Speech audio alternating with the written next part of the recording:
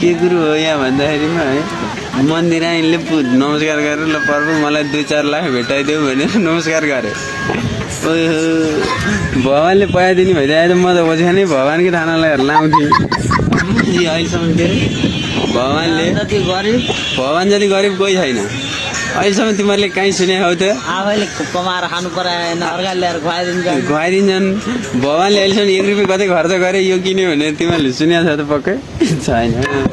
त्यही भएर केटाकेटी हो तिमीहरूले अब सर्लक्क मन्दिरमा जा, पूजा गर, जेसुकै गर, आफ्नो सुरले गराओ, तर सम्पत्ति देऊ, पैसा देऊ भने चाहिँ नगर, सुख शान्ति देऊ भन्ने भगवान् आफै सुहाउनु छैन। भगवान् आफै समयमा छैन। त्यस्तो गरी जाडा गर्मी मात्रै ठिकै छ। ल हिमालय पर्वतमा शिवजी बस्यो, यो पुसमाको जाडा पनि त्यहीँ त हो शिवजी।